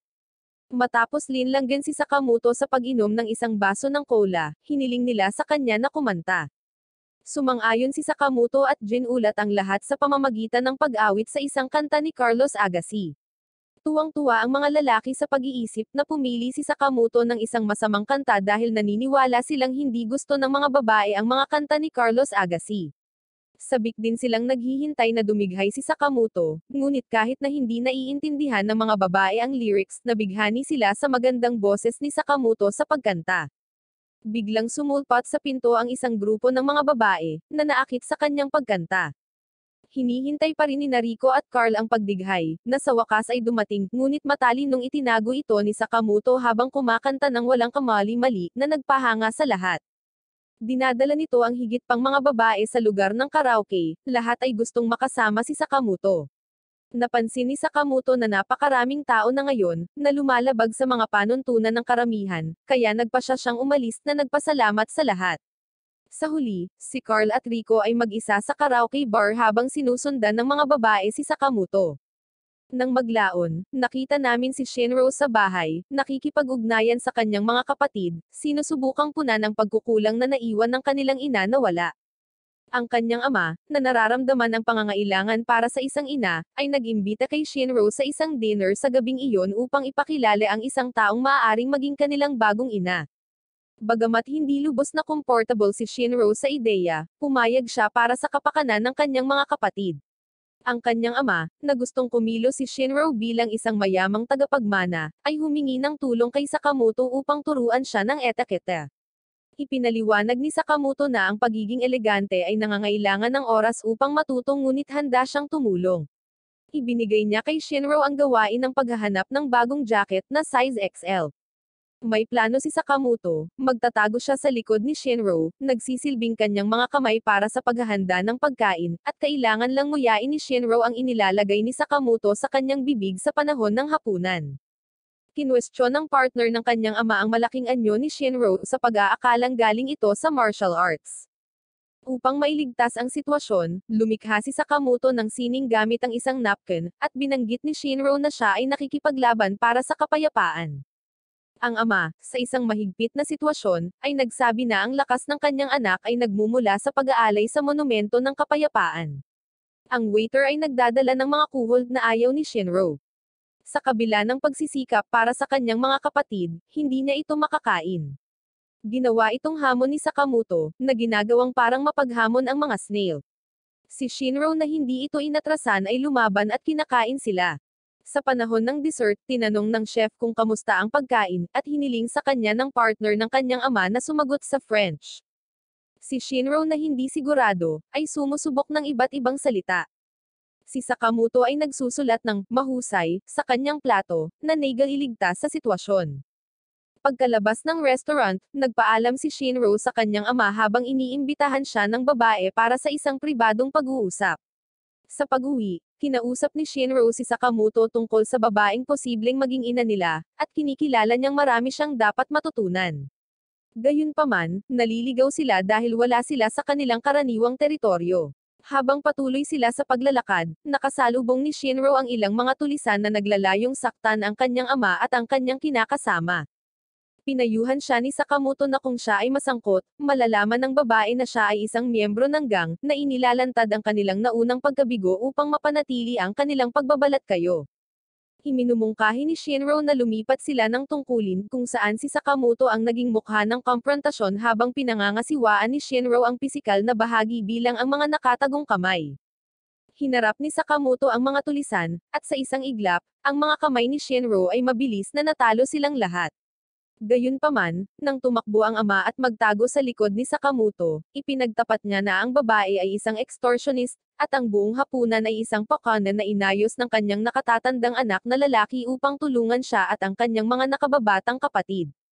Sinubukan ng isang tulisan na salakayin si Sakamoto mula sa likuran gamit ang isang poste, ngunit hinaranggan ito ni Shinro gamit ang kanyang braso, na nasugatan ang kanyang sarili. Habang nagsisimulang umuulan ng nyebe, nagsimulang magkwento si Sakamoto tungkol sa isang lalaki na mahal ang kanyang pamilya kaya sinubukan niya ang lutuing French na nag-mutate dahil wala siyang antibodies. Nagawa nilang linlanggan ang lahat sa paniniwalang nagmumutate ang katawan ni Shinro, na ngayon ay may 4 na braso. Tinatakot nito ang mga magnanakaw, kaya sila ay tumakas. Sa kaguluhan, hinimatay ang ama ni Shinro. Sa huli, dapat buhati ni Shinro ang kanyang ama sa kanyang likuran hanggang sa pauwi, na nagmumuni-muni sa hindi inaasahang pangyayari. Sa lungsod, may nangyayaring sobrang espesyal. Ito ang unang pagkakataong umulan ng nyebe sa loob ng maraming taon. Si Sakamoto at Yoshino ay papunta na sa paaralan. Nagsasabi si Yoshino kung gaano kalamag ngayon, ngunit si Sakamoto ay nakasuot lang ng kanyang regular na damit sa paaralan. Sinabi niya kay Yoshino na hindi pa siya nakakita ng nyebe sa lupa, na ikinagulat ng kanyang kaibigan. Iniisip ni Yoshino na wala pa siyang gaanong alam tungkol kay Sakamoto, ngunit naniniwala siyang malalaman niya ang lahat sa lalong madaling panahon. Sa Maido, ang isa sa kanilang mga kaibigan ay gumagawa ng isang kahangahangang snow rabbit. Namangha sina Marlo at Kenji. Sumama sa kanila si Sakamoto, at sinabi ni Maido na alam niyang unang pagkakataon ni Sakamoto na makakita ng snow. Nag-aalok siya na turuan si Sakamoto kung paano maglaro sa nyebe. Nagpapasalamat si Sakamoto at binibigyang ito ng pansin. Sinabi ni Maido na ang unang bagay na dapat gawin ay iwanan ang iyong baka sa snow para lang makita ng sino mang dumadaan. Nagtataka si Sakamoto kung bakit, at sinabi ni Maido na walang espesyal na dahilan. Pagkatapos ay turn na ni Sakamoto, at sa halip na mahulog lang saan man, dumapo siya sa hugis nyebe ni Maido. Ang dalawang hugis na magkasama ay nagpapalagay kay Marlo na nakita na niya ito noon, tulad ng isang guhit ng sikat na sculpture or isang simbolo para sa metabolismo sa mga aklat ng medisina. Sumang-ayon si Sakamoto, na nagsasabing ito ay mukhang isang diagram ng tao na matatagpuan sa mga aklat ng medisina. Nang maglaon, ipinakita ni Maido kay Sakamoto kung paano gumawa ng snowman. Napansin ni Sakamoto na medyo umaalog-alog ito at nagpa siya na magdagdag ng higit pang mga snowball kahit na sinabi ni Maido na huwag. Ang bagong taong yari sa nyebe ay nagtatapos sa pagiging matangkad na may 9 na bola. Gusto ito ni Kenji at Marlo at humingi ng mga tip kay Sakamoto. Nagalit si Maido dahil pakiramdam niya ay mas maganda ang ginagawa ni Sakamoto kaysa sa itinuro niya, at hindi niya kayang tapatan ito. Out of nowhere, nagpakita si Fukuoka, na nagyaya kay Maido na hamanin si Sakamoto sa isang snowball fight. Iniisip ni Fukuoka na kailangang imungkahi ni Maido ang hamon na ito kung gusto niyang mapansin siya ni Sakamoto. Kinuha ni Maido ang payo, at hinamon si Sakamoto sa isang snowball duel na may isang simpleng panuntunan kung sino ang matamaan ng snowball ay ang talo. Sumang-ayon si Sakamoto, at nagsimula ang tunggalian, ngunit sigurado si Maido na siya ang mananalo. Gayunpaman, hindi niya kayang tamaan si Sakamoto kahit isang beses. Iniiwasan ni Sakamoto ang lahat ng mga snowball ni Maido, at kapag lumaban si Sakamoto, ito ay napakabilis, parang isang sandata. Nagtatago si Maido at hindi siya makapagtapon ng anumang snowball sa kanyang sarili. Nagpa siya siyang hintayin si Sakamoto na maubusan ng mga snowball, ngunit ang lamig ay labis na bumabagabag sa kanya, habang si Sakamoto ay tila ganap na maayos. Binalot ni Sakamoto ang isang bagay sa nyebe at inihagis ito patungo kay Maido. Sa tingin ni Maido ay pampasabog ito, kaya sinubukan niya ang isang sorpresang pag-atake, ngunit sa halip ay nataman siya ng snowball ni Sakamoto. Talo si Maido sa laro, ngunit mainit ang pakiramdam niya. Lumalabas naglagay si Sakamoto ng mga hand warmer sa loob ng mga snowball, at maging ang snowball na iginulong ni Sakamoto sa kanya ay may hand warmer. May mga hand warmer si Sakamoto sa loob ng kanyang jacket, kaya hindi siya inabala ng lamig. Sa pakiramdam na natalo si Maido, umuwing mag-isa, umiiyak dahil kay Sakamoto, hindi ito tunay na tunggalian. Habang umiiyak siya, dumaan si Fukuoka, sinasabing hindi magiging ganito ang buhay niya kung wala si Sakamoto. Kinabukasan, habang natutunaw ang nyebe, lumikha si Sakamoto ng bagong tahanan para sa kanyang mga kaibigang ibon. Si Moreno, na nagmumuni-muni sa pagtatapos ng kanyang unang taon, ay nakakaramdam ng nostalgia. Samantala, plano ni Megan na ipakita ang mga larawan mula sa buong taon. Natuklasan ni Misa ang isang eleganteng larawan ni Sakamoto na kinunan ni Megan sa tag-ulan. Ang mga babae ay humanga, at humihiling sila ng mga kopya ng mga likhang sining na ito. Inihayag ni Megan ang isang maganda na larawan ni Sakamoto na kinunan sa isang marathon, isang punto ng pagbabago, na lumilikha ng pangangailangan para sa mga kopya sa mga babae. Sa Maido, na sinusubukang kumilos ng call, ay pinipigilan na humiling ng isa. Hinanap ni Kenji at Marlo si Maido para sa isang emergency na pagpupulong, ngunit pinaalis niya sila, nakakaiba ang pagkilos sa panahon ng pulong. Ibinahagi ni Mikoy na hindi makakapagtapos si Fukuoka dahil sa labis na pag-absent, at magiging magkaklase sila sa susunod na taon.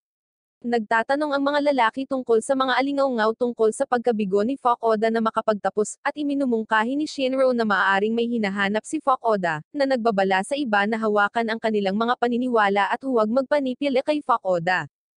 Dahil sa pag-aalala sa pagkawala ni Maido, nalaman ni Shinro mula kina Marlo at Kenji na kakaiba ang kinikilos ni Maido. Bumalik sa silid-aralan, ang mga babae ay patuloy na humihingi kay Megan ng higit pang mga larawan ni Sakamoto. Sinusubukan ni Yuja na makakuha ng atensyon sa pamamagitan ng isang kwento mula sa kanilang paglalakbay sa beach, ngunit tinutukso siya ng mga lalaki tungkol sa kanyang timbang. Ang hindi sinasadyang pagkakasama ni Yoshino sa larawan ng babae ay lumikha ng kalituhan, dahil hindi sila makapaniwala na siya ang lokal na diver sa beach noong araw na iyon. Ang kahihiyan ni Ira sa isang larawan ay nakakuha ng atensyon ng mga lalaki, at humingi sila ng mga kopya, na siyang plano niya. Nagpahayag ng interes ang mga babae sa mga larawan ng swim trunks ni Sakamoto, ngunit walang nakuhanan si Megan.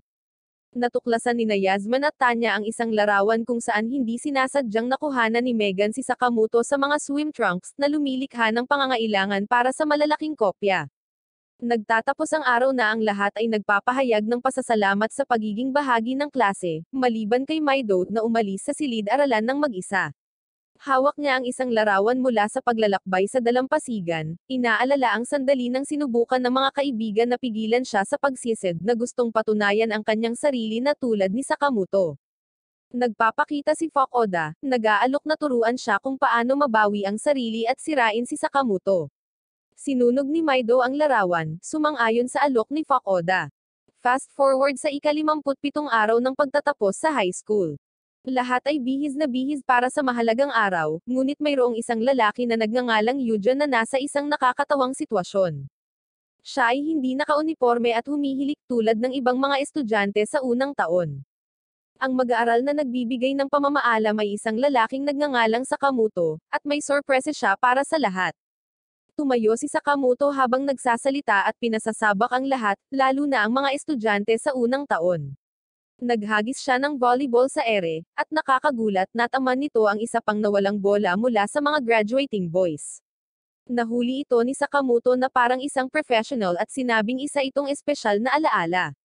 Pagkatapos ay sinimulan niya ang kanyang talumpati, nagsasabing salamat at nagbibigay ng payo na huwag pagsisihan ang kanilang 3 taon sa high school. Pero teka, may twist. Habang nagsasalita si Sakamoto, nagpakita si Maido na may dalang baseball bat. Sinubukan siyang pigilan ni Kakuro, ngunit muntik na siyang tamaan ni Maido sa ulo. Nakakatakot na bagay. Patuloy na pumupunta si Maido patungo kay Sakamoto, hinihiling na mawala siya. Si Sakamoto ay hindi man lang kinabahan, at humihingi lang siya ng katahimikan, at nagsimulang maging interesting ang mga bagay-bagay. Si Shinro at ilang iba pang mga lalaki ay sinubukang pigilan si Maido, ngunit determinado siyang guluhin ang pananalita ni Sakamoto. Kahit na patuloy na iniindayog ni Maido ang baseball bat kay Sakamoto, umiiwas siya sa bawat oras, halos parang ito ay isang cool na stage play. Lalong nagiging galit si Maido, ngunit nananatiling cool si Sakamoto. Umakyat pa nga siya sa taas, at sumunod si Maido. Sa isang punto, halos mahulog si Maido, at nag-aalala ito sa lahat ng nanonood, ngunit iniligtas siya ni Sakamoto sa tamang oras. Ngayon ay sobrang galit si Maido at gusto niyang bitawan siya ni Sakamoto, at sinimulan niyang hampasin ng baseball bat ang mga kamay ni Sakamoto. Nagsisimula ng magtaka ang mga tao kung plinano ba ang buong bagay na ito. Gustong tumulong ni Megan, ngunit sinabihan siya ni Yoshino na magtiwala kay Sakamoto at huwag makisali. Galit si Maido kay Sakamoto, na inakusahan siyang nagpapanggap na nagmamalasakit kahit kailan hindi niya ginawa. Patuloy niyang hinahampas si Sakamoto, umiiyak at nagtatanong kung bakit iniistorbo siya ni Sakamoto, ngunit may nakita si Sakamoto na espesyal sa paraan ng pagpapakita ni Maido ng kanyang nararamdaman. Si Maido ay hindi naniniwala sa kanya, kaya sinabi ni Sakamoto sa kanya na maniwala sa kanyang sarili. Dumudugo na ang mga kamay ni Sakamoto sa mga tama, kaya binitawan niya si Maido. Bago pa tumama si Maido sa lupa, gayunpaman, gumawa si Sakamoto ng isang bagay na sobrang matalino. Ginagamit niya ang kanyang pantalon na parang mga lubad para makuha si Maido, at marahan siyang ibaba. Si Maido ay naantig na si Sakamoto ay gagawin ng iyong bagay upang iligtas siya. Ligtas siyang nakababa, at hawak ang mga kamay ni Maido, tinapos ni Sakamoto ang kanyang pananalita. Nagpalakpakan ang lahat at nagagalak, at ngayon nagbabago ang eksena. Si Shinro ay nag-aalaga sa mga sugatang kamay ni Sakamoto, at si Maido ay umiiyak at paulit-ulit na humihingi ng paumanhin. Kino-comfort siya ni Shinro, sinabing alam nilang plano ni Fukuoka ang lahat. Tumungo si Sakamoto sa infirmary para sa karagdagang paggamot, ngunit hulaan mo. Nagpakita si Fukuoka at nagtanong kay Sakamoto tungkol sa isang bagay. Nagtataka si Sakamoto kung graduating na rin si Fukuoka, pero sabi ni Fukuoka ay hindi pa. Ibinahagi niya ang madilim na pananaw sa buhay pagkatapos ng graduation, tulad ng isang nakakatakot na dagat kung saan ang pagpasok nito ay nangangahulugang tapos ka na. Kaya daw ayaw niyang makapagtapos, taon-taon ang panunood ng iba na nakaharap sa nakakatakot na dagat na ito. Nakita ni Sakamoto na napakalaki ng ideyang ito at sinabi niyang mas gusto niyang makipagsapalaran sa dagat upang tumuklas ng bago. Sa pag-alis ni Sakamoto, nakita niya si Shinro na naghahanda para labanan si Fukuoka. Pinigilan niya ito at nagmumungkahi ng mas magandang plano. Nang matapos ang graduation at aalis na ang lahat, si Shinro at ang iba pang mga lalaki ay pumasok at nag-congratulate kay Fukuoka. Inabala nila siya, at ginawa ni Sakamoto ang kanyang lihim na paggalaw, ang Niben technique. Dahil dito, nahulog si Fukuoka sa karamihan ng mga estudyante, at itinulak nila siya palabas ng pinto, sobrang napahiya. Isinalaysay ni Yoshino na ang lahat ay nagtatapos ng maayos. Si Maido ay hindi nagkakaroon ng problema, at si Fukuoka ay hindi bumalik sa paaralan at nagsimula ng isang bagong buhay. Ngunit noong ika-23 nanograms Marso, sa seremonya ng pagsasara, nagbahagi si Yoshino ng isang chismis na nagpapalungkot sa kanya at nakumpirma sa kalaunan. Sinabi ni Sakamoto sa lahat na aalis na siya para sumali sa isang espesyal na programa sa isang aerospace agency sa kabilang panig ng karagatan. Gagawa siya ng isang proyekto para dalhin ang mga tao sa Mars. Bago siya umalis, sinubukan siyang ipahiya ng kanyang mga kaklase at maging ng guro sa huling pagkakataon. Inihahagis nila ang mga pagkain sa kanya, ngunit mahusay niyang iniiwasan ang mga ito. Habang siya ay nagpapalam, nangangako silang gagawa sila ng mas mahusay at magiging matagumpay habang sinusubukang hampasin siya ng mga pagkain. Bago siya umalis, pinigilan siya ni Shinro at nagtanong tungkol sa pagpunta sa Estados Unidos. Hindi nagbibigay ng diretsyong sagot si Sakamoto. Tumungo si Sakamoto sa pangunahing gate, at ang kanyang mga kaibigan mula sa bintana ng klase, na may mga mukha na nabahiran ng pagkain, ay nagpaalam at tinawag siyang isang mabuting kaibigan. Halos mapaiyak si Sakamoto, ngunit hindi niya ito pinapakita.